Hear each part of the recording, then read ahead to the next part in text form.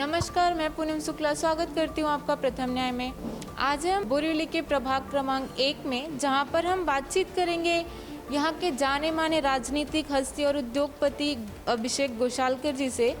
तो जानेंगे उनसे थोड़ा कि अभी अभी उन्होंने सैनिटाइज़र ये सारी चीज़ें यहाँ पे बांटी हैं लोगों में। थोड़ा इन सब के बारे में हम इनसे जानकारी लेते हैं। तो सबसे पहले तो आपका स्वागत है सर हमारी चैनल पे। नमस्कार।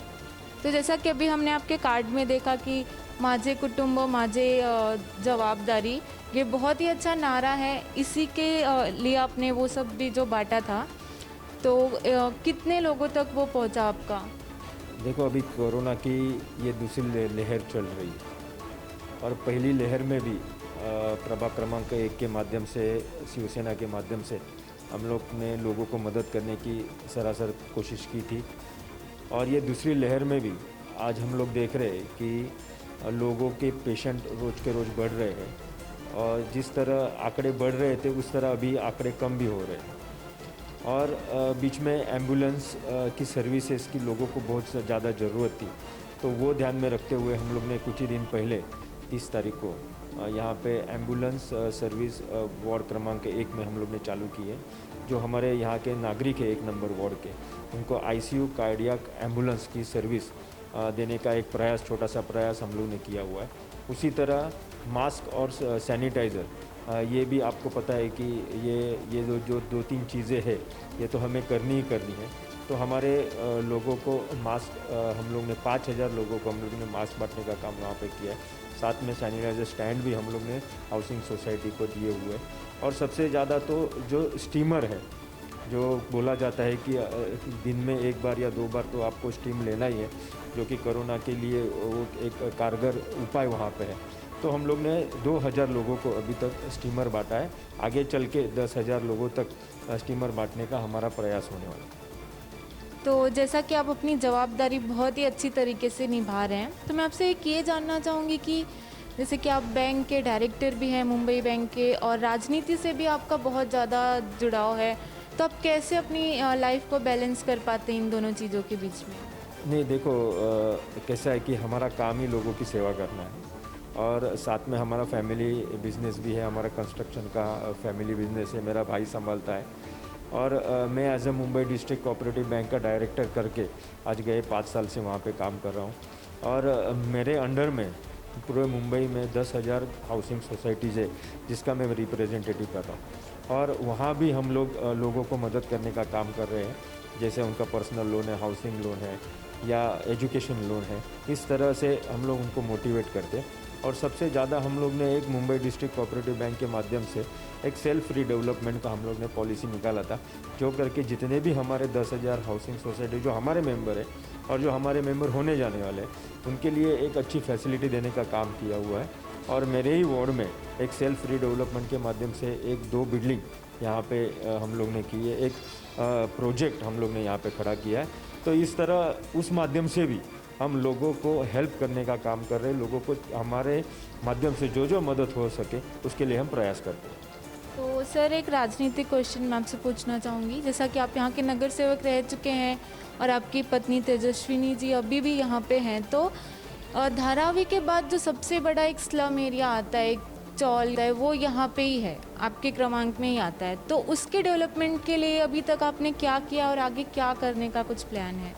देखो, धारावी के बाद दूसरी बड़ी झोपड़पट्टी करके गणपत पाटिल नगर को कहा जाता है। और मेरे ख्याल से वहाँ की अगर आबादी देखें आप, तो 50 से 60 हज़ार लोग वहाँ पे रहते हैं। और प्रथम तो मैं आपको ये बताना चाहता हूँ कि वो गणपत पाटिल नगर का एरिया जो है वो मेरे ख्याल से 25 साल पहले ये बसी हुई झोपड़पट्टी है। और ये 25 साल पहले वहाँ पे अगर आपने इतिहास निकाला तो खाली एक 2 से 3 हज़ार ही घर वहाँ पे थे। लेकिन स्लो करके वहाँ पे एनक्रोचमेंट हो गया और वो पूरा जो पोर्शन है वो CRZ में आता है, म्हणजे coastal zone, non development zone में वो पूरा गणपत पाटिल नगर का क्षेत्र आता है। तो हम लोग का ये प्रयास था कि अभी तो वो बस गए हैं, 20-22 साल से वहाँ पे रह रहे हैं। लोगों को मुंबई जैसे शहर में पानी मिलना चाहिए, बिजली मिलनी चाहिए, टॉयलेट की सुविधा वहाँ पे होनी चाहिए। इसलिए हम लोग ने हमारे पहले की जो बीजेपी की सरकार थी वहाँ भी हम लोग ने इस बारे में आवाज़ उठाई थी।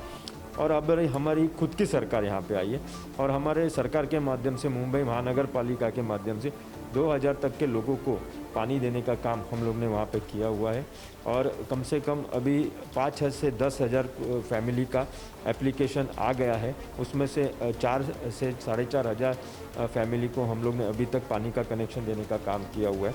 उसी तरह टाटा इलेक्ट्रिसिटी के माध्यम से हम लोग ने घर घर बिजली देने के लिए जो मीटर लगाए जाते हैं वो मीटर का भी काम अभी शुरू है और 5 नंबर से लेकर 13 नंबर गली तक हम लोग ने अभी तक मीटर लगाने का काम किया है।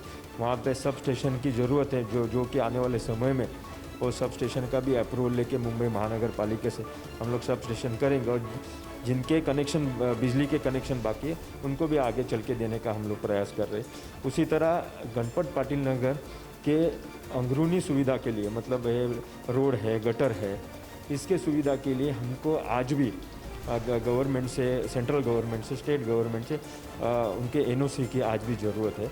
जो कि अगर वो क्षेत्र स्लम डिक्लेयर होता है तो स्लम डिक्लेयर होने के बाद जो स्लम में सुविधा दी जाती है, बाकी जैसे स्लम है उसमें जैसी सुविधा दी जाती उसी तरह इसमें भी हम लोग सुविधा दे सकेंगे। और स्लम डिक्लेयर करने के लिए भी हम लोग ने प्रोसीजर चालू किए। ये कोविड के वजह से थोड़ी रुकी हुई है, लेकिन जब से तेजस्वी घोषालकर यहाँ की नगर सेविका बनी तब से ये मुद्दे को लेके उन्होंने हर बार आवाज़ उठाई है और जल्द से जल्द आने वाले समय में स्लम घोषित करके अंदरूनी सुविधा जैसे है, रोड है और गटर है, इसकी सुविधा देने का काम भी हम लोग करेंगे। अभी 14 नंबर गली में ही हम लोग का 100 सीट का एक बड़ा शौचालय का निर्माण का काम अभी भी चालू है। 1 नंबर गली में हम लोग ने शौचालय बनाया है, 7 नंबर गली में वहाँ पे शौचालय है, 9 नंबर गली में वहाँ पे शौचालय है। मुझे शौचालय के बारे में भी हम लोग ने मुंबई महानगर पालिका के माध्यम से जो सुविधा उन्हें दे सके उनका पूरा प्रयास हमारा वहाँ पे हो रहा है। तो सर चलते चलते एक ये कहना चाहेंगे कि आप हमारे चैनल के माध्यम से जनता को क्या संदेश देना चाहते हैं? मैं प्रथम न्याय इस चैनल के माध्यम से मैं लोगों को यही कहना चाहता हूँ कि ये कोविड की जो महामारी आई हुई है इसमें हमें फिर से एक बार डट के खड़ा होना है और ये महामारी के खिलाफ जो प्रशासन और मुंबई महानगर पालिका, जो हमारे डॉक्टर्स, जो हमारे पुलिस कर्मचारी, जो मीडिया कर्मचारी, ये सभी जो हमारे लिए काम कर रहे हैं उनको मदद करनी चाहिए। जो इंस्ट्रक्शन गवर्नमेंट की तरफ से आपको आ रही है, तो वैक्सीन के बारे में है या मास्क, सैनिटाइज़र या सोशल डिस्टेंस के बारे में है, जो भी इंस्ट्रक्शन है वो आपको अभी लॉकडाउन लगा हुआ है, लॉकडाउन में भी लोग आज घर के बाहर जाते हुए दिख रहे हैं। कोविड की परिस्थिति अभी भी सुधरी नहीं है, तो ये कोविड के ऊपर जीत पाने के लिए हमें जो प्रशासन कहेगा वो प्रशासन की पूरी बात हमें ध्यान में रखते हुए अपने आप में उसका पालन करना है। Thank you sir. तो जैसा कि सर ने बताया ही जनता को कि इस समय आपको कोविड के नियमों का पालन करना चाहिए, बिना मतलब अपने घरों से बाहर मत निकलिए, घरों में रहिए, मास्क पहनिए, हाथों को सैनिटाइज करते रहिए। तो आज के लिए बस इतना ही। ऐसे ही खास हस्तियों से हम मिलते रहेंगे। मैं पूनम शुक्ला, कैमरामैन रफ़ीक खान के साथ प्रथम न्याय।